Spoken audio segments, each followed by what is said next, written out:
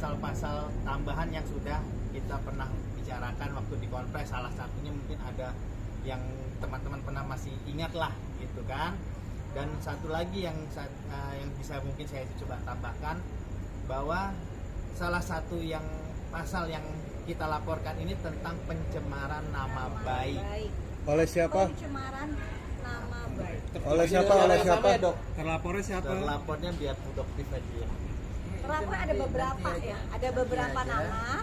Nanti jelas kita yang lihat. Public figure. Enggak, inisial aja bang, inisial aja bang.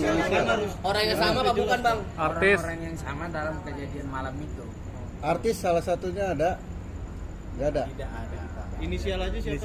Inisial aja. Mungkin nanti Pak Disebutin Ade aja Ari bang, mungkin ini ya. udah pagi soalnya bang.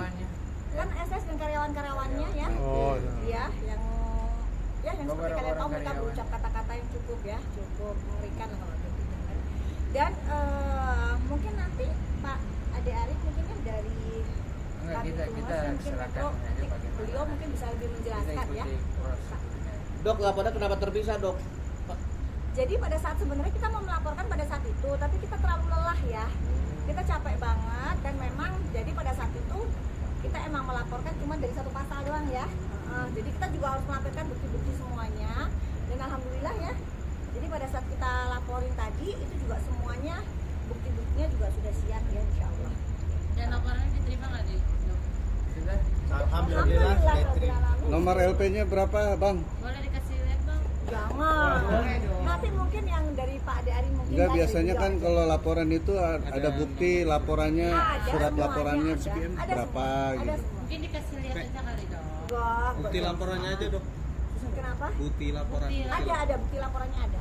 Ada nanti mungkin Takutnya besok. dipertanyakan dok Enggak. masalahnya. Nanti mungkin teman-teman mungkin bisa nanya ke itu Humas Polda besok ya. Hari ini mungkin bisa. Dok, tadi kan sempat ada lawyer di sana ya dok. Di mana? Di acaranya SS itu ada lawyer ya, yang katanya kan lawyer barunya. Oh, beliau ini sudah berstatement ya.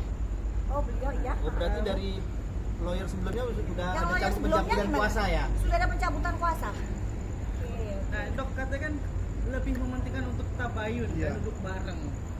Sedangkan dokter bilang kan no damai nih kan. Seperti apa menanggapinya? Terlambatkah sekarang? Apa bagaimana dok? Mungkin ada yang mau bicara? Ya, kita intinya menghormati dan menghargai proses hukum biar Kalau bisa- Doktif tetap menjalani proses hukum yang berjalan, yang berlaku di Indonesia.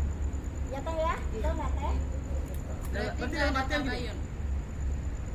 Kita ikutin prosedur yang berarti dalam artian sebagai manusia biasa tetap memaafkan, tapi untuk proses hukum tetap berjalan. Kalau memaafkan mungkin sejak saat itu malam itu sih sudah dimaafkan ya, tapi untuk proses hukum tetap berjalan. Itu yang Doktif inginkan tetap berjalan. Ada mau tambahan nggak informasi? Boleh, Dok. Kasihan buat teman-teman ya. Iya boleh. Bakalan kesini lagi dok, insya Allah. Bakalan laporin lagi. Siapa lagi dok? Orang yang sama lagi kan? Hah? Enggak, kalau ini berbeda ya. Oh, Tapi public figure. clue-nya aja ya dikit ya. Tapi kalau panjang lebar jangan ditanyain ya, jangan dipancing-pancing ya. Profesinya dokter, udah itu aja. Udah cukup, jangan Udah di cukup. blending lagi. Jangan dimilih lagi. Udah cukup itu ya. Profesinya dokter ya. Dok, berarti sedikit mempertegas ini laporannya sebenarnya masih seputaran SS juga ya. Maksudnya yang sekarang kejadian di tanggal 17 Ya. Januari. Iya, betul. Ya, tapi masih laporannya masih sekitaran itu Masih ya, bukan- sekitaran ini. bukan orang yang berbeda gitu ininya. Orang yang hadir di malam itu dan jadi bukan. Iya.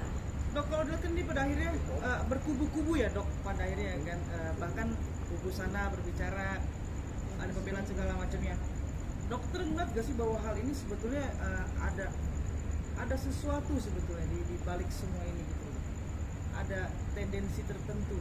Enggak, dokter di sini tidak mau berasumsi, tidak mau beropini. Karena selama ini yang dokter sampaikan itu harus by data, fakta by data. Jadi yang dokter sampaikan tidak pernah, oh dokter asumsinya begini, opininya begini, tidak. Dokter tidak pernah mau ke arah situ.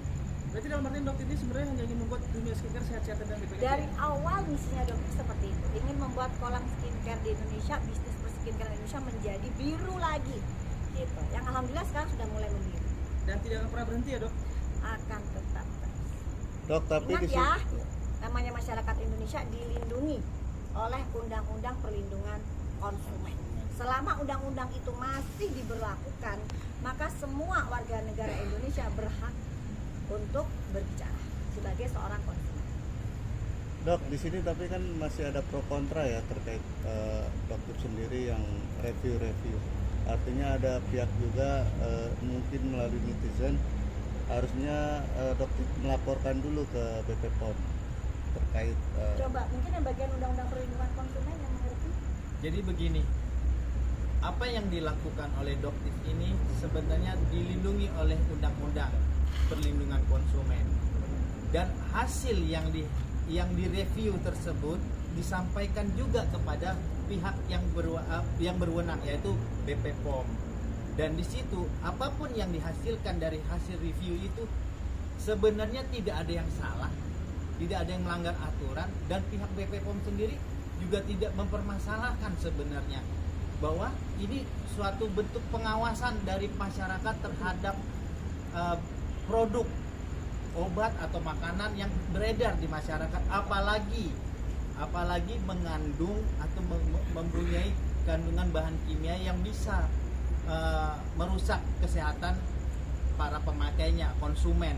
Nah, untuk itu apa yang dilakukan oleh Doktif ini sama sekali tidak ada bertentangan dengan undang-undang satupun, dan juga aturan BPOM tidak ada sama sekali yang menyebutkan bahwa setiap orang tidak boleh melakukan review. Itu aja dari saya. Apalagi Doktif menyertakan hasil data lab, ya. berarti pihak BP POM sendiri terlihat terkesan lambat atau gimana sehingga akhirnya Doktif Doktif tidak mau melakukan berkomentar soal itu, tapi yang hal jelas, itu. yang Doktif rasakan di kepemimpinan Prof Taruna yang 3 bulan ini itu cepet banget. Ya, jadi Doktif tidak mau membandingkan dengan yang dulu ya, tapi yang sekarang yang Doktif lihat itu beda banget. Yang di 3 bulan dan 4 bulan ini. Jadi setiap kita ada laporan itu langsung ditindaklanjuti. Jadi nggak lama. Sanksinya sendiri buat mereka apa dari BP POM? Sudah adakah? Mungkin nanti Badan POM ya, kalau Doktif kan tidak. Itu mungkin masuk bukan ke ranahnya Doktif untuk tahu. kewenangannya BPOM. Dok, tapi ini kan terkait skincare ini kan melalui pabrik ya, pembuatannya ya. Betul. Nah, apakah pabrik itu yang patut juga dipersalahkan karena kan hanya bagi pemilik skincare itu kan hanya membuat sebuah kayak semacam ramuan aja gitu. Nah, mungkin nanti juga itulah yang menjadi kewenangan Badan POM untuk menyelidiki. Gitu. Jadi Doktif di sini tidak mau berasumsi atau beropini karena ada badan, lembaga, instansi negara yang memang memiliki wewenang untuk melakukan itu. Di sini Doktif hanya menyampaikan hasil data lab dari produk yang Doktif beli sendiri, Doktif uji sendiri, dan Doktif sampaikan ke publik. Hanya itu aja batasannya. Oke dok, ini kan ada bilang kalau skincare itu kan memang kayak niacinamide gitu kan segala macam, itu kan cukup lumayan mahal ya dok, karena itu datang bukan dari Indonesia ya. Bukan, kalau bahan baku niacinamide itu sangat murah sekali ya. Sangat murah sekali. Kita bisa hitung $15 per kilonya. Sedangkan untuk satu krim itu kan membutuhkan niacinamide paling hanya sekian persen, maksimal di angka 10-15%. Itu kita bisa hitung berapa. Dalam satu kemasan misalnya dia di 30 gram. Niacinamide adalah bahan baku yang selama ini menurut Doktif paling murah di antara bahan aktif skincare yang lain. Berarti dalam artinya sebetulnya sesungguhnya untuk membuat skincare itu yang sehat pun nggak terlalu mahal ya dok, seperti itu. Jadi tergantung racikannya. Kalau misalnya dia mengandung banyak bahan aktif, apalagi bahan aktifnya termasuk kategori yang memang lumayan agak tinggi harganya, ya itu mungkin bisa jadi agak lumayan tinggi. Tapi kalau misalnya kandungannya hanya berputar di seputar niacinamide dan bahan-bahan yang mungkin agak sulit ya Doktif jelasin di sini. Tapi yang jelas harga niacinamide memang di kisaran $15 per kilo. Ya. Berarti intinya dokter tidak akan pernah berhenti ya dok untuk membuat ini skincare lebih baik ya? Iya, insya Allah tidak. Dan mohon doanya ya, mohon doanya juga teman-teman wartawan dan masyarakat bisa untuk mengawal ya, betul ya, untuk mengawal kasus ini karena kita melihat emang cepat banget terjadi. Dok, gimana tapi hari ini yang sana lagi happy nih, Dok. lagi happy dokter. Wah, kok. Nyala. Seperti apa nih dokter? Nggak apa-apa sih, karena kan masing-masing orang punya usaha masing-masing ya. Jadi mungkin ya itu salah satu usaha yang ingin beliau tekuni, ya silahkan. Dokter tidak ingin ikut campur di bisnis itu, silahkan. Cuman mungkin ya kalau reseller, distributor yang merasa dirugikan, mungkin kan lebih mudah ya untuk melakukan komplain karena kan tempatnya udah ada, mungkin kan di situ. Ya, Dok, oke, ya, ya. tambahan, dok. Maaf kalau salah-salah ya. tambahan, dok. Maaf kalau Mungkin sampai malam begini. kejadian yang di stasiun televisi sama seorang host DP gitu, dokter lagi menjelaskan sesuatu edukasi gitu, tapi kayaknya kurang maksimal ya, karena mungkin dibicarain, mungkin bisa gimana tanggapannya, dok? Masalah yang apa ya? Kalau Yang di- masalah yang di masalah DP. dengan Mbak DP, Dotif sudah nggak mau bahas lagi kan, sudah ada di akunnya Dotif ya, sudah Dotif bahas, sudah cukup Dotif jelasin, dan Dotif nggak mau lagi membahas tentang Mbak DP lagi ya. Dan yang jelas yang tadi Dotif rasakan pada saat Dotif di mana ini, pada saat tadi sebelumnya ya, di Krimum ya tadi ya, melakukan BAP itu Dotif juga tidak ada masalah pada saat menggunakan topeng. Jadi untuk Karen Delano ya, jadi bahkan kepolisian pun tidak melarang Dotif menggunakan topeng pada saat pemeriksaan. Jadi di sini adalah kebebasan berekspresi dari seluruh warga negara Indonesia ya. Jadi tidak ada juga ya Mas Karen Delano, Mas kan ya panggilannya ya, Mas Karen Delano, untuk menanyakan kenapa tidak bisa lepas topeng, kenapa itu adalah hak asasi dan itu adalah kebebasan berekspresi yang dilindungi juga oleh hukum di negara Indonesia. Oke. Ya, Karena oke ya. Dan sebelumnya mohon maaf kalau ada salah-salah kata dan kami semua ya, dan teman-teman harus pulang jam segini ya. Oke. Ya, terima kasih.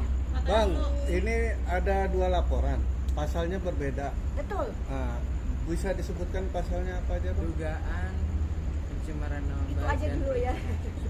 Itu yang satu lagi, Bang? Udah itu aja. Udah. Nah, kan Jadi ada memang 2, Bang.